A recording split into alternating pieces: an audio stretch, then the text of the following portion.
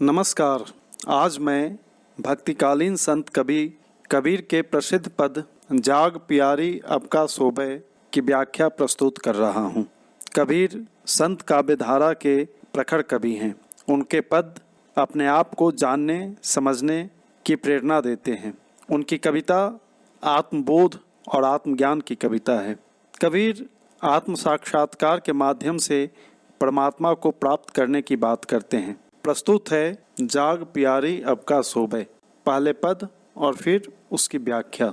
जाग प्यारी अब का शोभे, रैन गई दिन काहे को खोबे। जिन जागा तिन मानिक पाया, तैं बौरी सब सोए गंवाया। पिए तेरे चतुर तुमूरख नारी, कबहू न पिय की सेज सवारी।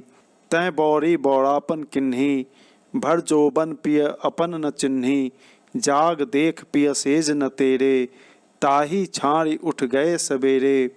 कहे कबीर सोई धुन जागए, शब्द बान उर अंतर लागए। प्रस्तुत पंक्तियां कबीरदास द्वारा लिखित है। कबीर भक्तिकालीन निर्गुण संत काव्यधारा के प्रतिनिधि कवि हैं। अपने युग और समाज का सूक्ष्म निरीक्षण तथा उससे संचित अनुभव उनके पदों में अभिव्यक्त हुआ है। उनकी कविता गहन आत्मानुभूति का प्रकाशन है। शास्त्रों में लिखित बातों को कहने के स्थान पर कबीर आँखिन देखी सत्य को अभिव्यक्त करने में विश्वास रखते थे। वे एक ओर जहाँ अपने युग में विद्यमान धार्मिक बाह्य आडंबरों, अंधविश्वासों तथा रूढ़ियों की कठोरतम शब्दों में निंदा करते हैं, वहीं दूसरी ओर भक्ति में माधुर्य भाव, पूर्ण तन्मयता और समर्पण वर्णित करते हैं। इन पंक्तियों में कबीर ने परमात्मा के साक्षात्कार के लिए साधक की सजगता को महत्वपूर्ण माना है। इस सजगता का आधार परमात्मा के वास्तविक स्वरूप का ज्ञान है। इन पंक्तियों में कबीर परम सत्ता से साक्षात्कार के लिए साधक को सजग होने की सलाह दे रहे हैं। भक्त को संबोधित करते हुए कबीर कहते हैं कि अब तो जाग जाओ, कब तक सोते रहोगे। रात्रि का समय बीत चुका है, तो फिर दिन का समय सोते हुए क्यों बर्बाद कर रहे हो। मनुष्य रात्रि में सोता है तो दिन में अपने भौतिक जीवन में व्यस्त रहता है। आध्यात्मिक जीवन जगत में जागना भौतिक क्रिया मात्र नहीं है, यह आत्मबोध का परिचायक है। इससे साधक को परमात्मा के वास्तविक स्वरूप का ज्ञान होता है और तभी उसे परम सत्ता का साक्षात्कार हो पाता है। किंतु अपनी अज्ञानता के कारण मनुष्य भौतिक सुखों की लालसा, सांसारिक संबंधों के निर्वाह और जीवन के व्यर्थ भाग दौड़ में लगा रहता है एवं अपना बहुमूल्य समय नष्ट करता है। इन सब में वह इस हद तक खोया रहता है कि उसका समय बीतता रहता है और उसे इसका आभास ही नहीं होता। रात्रि में अंधकार होता है और यह अज्ञानता का प्रतीक है। साधक को ज्ञान की ओर आगे बढ़ना चाहिए और बचे हुए समय का सदुपयोग करना चाहिए।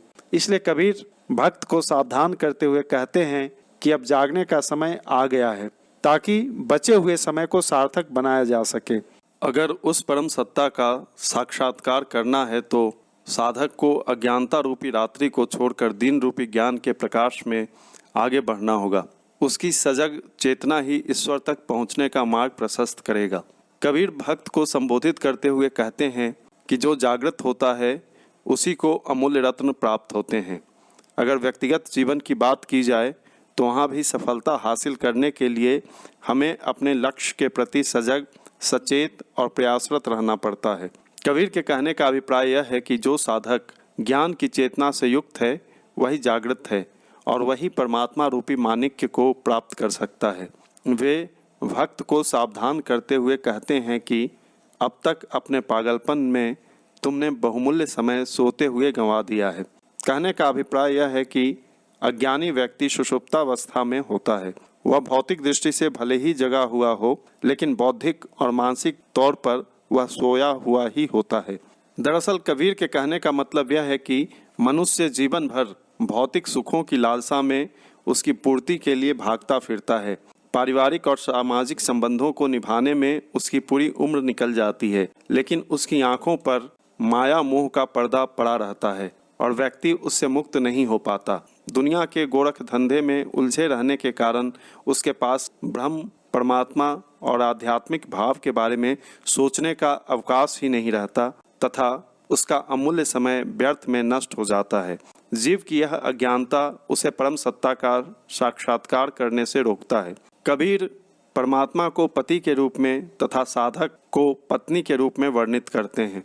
भक्ति के माधुर्य भाव को स्थापित करते हुए वे भक्त से कहते हैं कि वह प्रिय अत्यंत चतुर है, बुद्धिमान है, जबकि तुम मूर्ख हो, अज्ञानी हो। परमात्मा को चतुर बताने का अभिप्राय यह है कि वह सर्वव्याप्त है, प्रकृति के हर कण में वह मौजूद है और प्रत्येक जीव उसी का अंश है।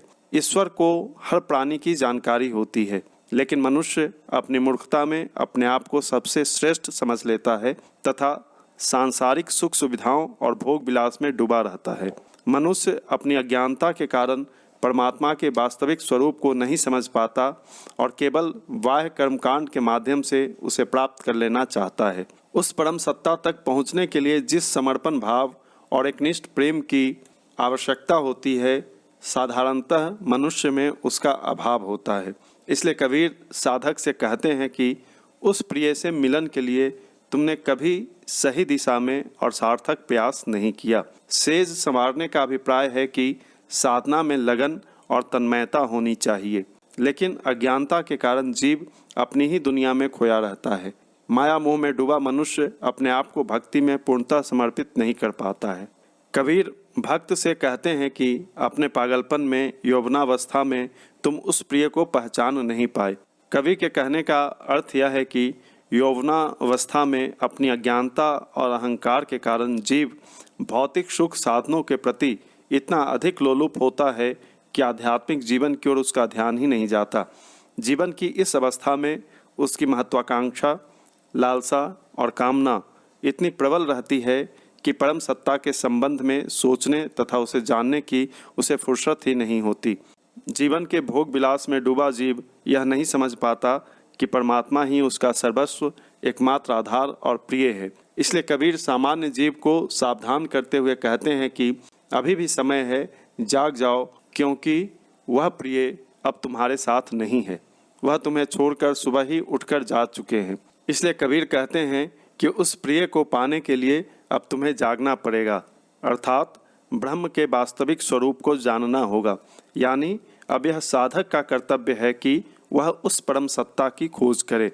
कबीर के अनुसार यह तभी संभव है जब उसके हृदय में परमात्मा रूपी शब्दवान लगे, अर्थात जब तक साधक के हृदय में परमात्मा को पाने की धुन उत्पन्न नहीं होगी, तब तक वह माया मोह से मुक्त नहीं हो सकता है। बिना माया मोह से मुक्त हुए उस परमात्मा का साक्षात्कार नहीं हो सकता है। इसलिए भक्त को आत्मबोध और ज्ञान की जरूरत होती है। उसे जीवन, जगत और सांसारिक संबंधों की क्षणभंगुरता का ज्ञान होने के बाद उसे परमात्मा की विराटता और सर्वव्यापकता का बोध होता है। इसके बाद वह जाग जाता है, पूर्ण तन्मयता और समर्पण के साथ भक्ति में लीन हो जाता है और फिर कोई भी बाधा उसे परम ब्रह्म के साक्षात्कार से रोक नहीं सकता। कुल मिलाकर कबीर इस पद के माध्यम से यह बताना चाह रहे हैं कि ईश्वर को पाने के लिए पहले अपने अहम, मन की तृष्णा और कामना को मारना पड़ता है एवं हृदय में ईश्वरीय प्रेम को जगाना होता है। तभी जाकर जीव परमात्मा के साथ एकाकार हो पाता है, उस तक पहुंच पाता है। इन पंक्तियों से संबंधित कुछ विशेष बिंदु। इस पद में कबीर ने परमात्मा को प्राप्त करने के लिए आत्मज्ञान और सजगता पर बल दिया है। इस कथन में आध्यात्मिक भाव को प्रकट करने के साथ ही प्रगाढ़ मानवीय लौकिक भावना व्यक्त हुई है। कबीर ने भक्ति के माधुर्य भाव को व्यक्त किया है। अत्यंत सहज सरल भाषा शैली में कबीर ने परमात्मा को प्राप्त करने का रास्ता बताया है। धन्यवाद।